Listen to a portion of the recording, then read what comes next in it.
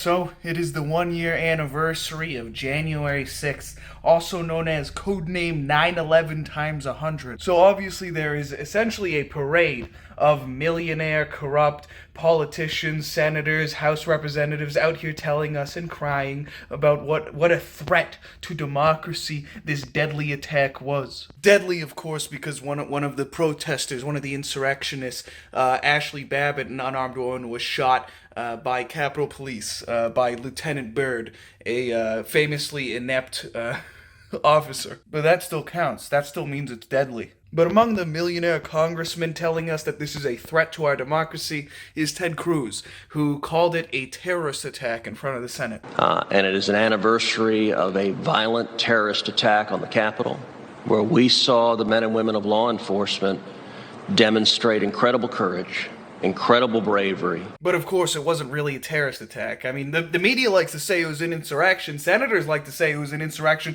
but it wasn't really even an insurrection either. Right? We have a law against insurrection. That's a crime. No one's been charged with it. In fact, out of the 700 people who have been arrested for their actions on January 6th, the majority of them are charged with misdemeanors. Out of those who have been convicted and sentenced for their crimes on January 6th, more than half of them had no jail time whatsoever. I mean, according to Congress, the media, the president, this is a armed, deadly assault on the Capitol, but no one's even been charged with a possession of a weapon onside Capitol property.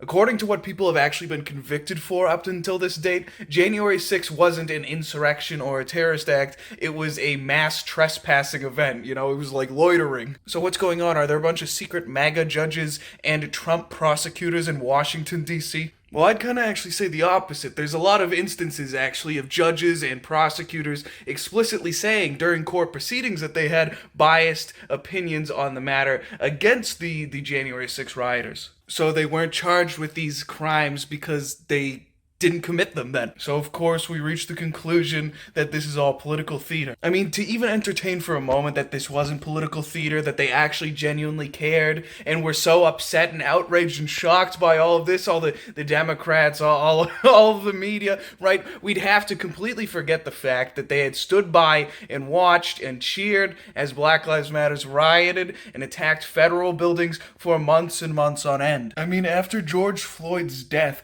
protesters gathered up outside of the White House and then injured 60 Secret Service agents, 11 of whom were so injured that they needed to be hospitalized. And then the media in Congress said it was a peaceful protest and then laughed at Trump because he went to the bunker. They called him Bunker Boy. Black Lives Matter, by the way, which did these crimes and intimidated the U.S. population and coerced U.S. state senators and congressmen for the explicit purpose of politics, which is the actual definition of terrorism, by the way. The same people who applauded as the Capitol Hill Autonomous Zone in Chaz was instituted, a country, a new state, which was completely autonomous and was not under the regulation of the U.S. government, which, by the way, is the definition of insurrection. So it seems like all the people crying about the terrorism and the insurrection of January 6th don't seem to have a problem with terrorism and insurrection. They only do when it's politically advantageous for them to. I mean, the examples I gave were only in the last 2 years. So let's bring things back to Ted Cruz. Why does Ted Cruz feel the need to say that this is a terrorist act? I mean, Ted Cruz refused to certify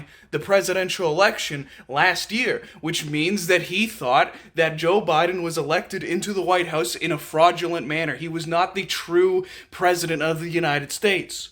Ted Cruz has even gone on the record in the last few months stating that he thinks that the election was stolen, that he thinks the presidential election was fraudulent. So according to Ted Cruz, we live in a fraudulent republic. We live in a banana republic. Essentially that Americans have lost the right to vote and we cannot choose our leader anymore, but the citizens of the United States should be okay with that.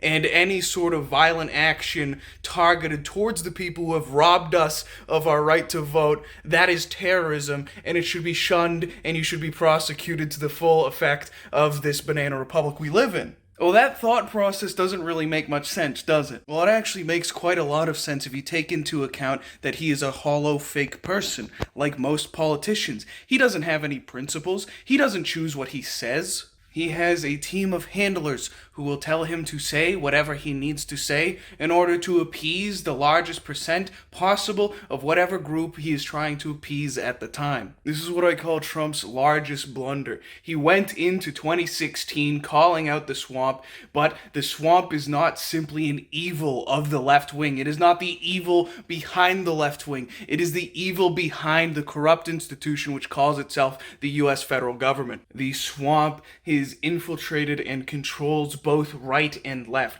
The majority of politicians, right and left, do not care one iota about the people, the average Americans, which they are supposed to represent. They care about their career, they care about corporate lobbyists, and you should be happy that they are willing to play lip service to the issues which are strangling you every day once in a while. And while these corrupt liars called politicians accrue fame and fortune, the average American suffers because there is no fame or fortune to be found in alleviating the suffering of a common American. And we can see this in the case of January 6th as well, as politicians grandstand and fundraise. The political prisoners of January 6th are still being held, are still being tortured, are still being denied their rights to fair representation in court every single day. Denied bail for a year, kept in sordid conditions, and locked in solitary confinement for 23 hours a day. The real reason for all the crocodile tears about January 6th from the media, from Congress, isn't because democracy was threatened, it's because the swamp was threatened.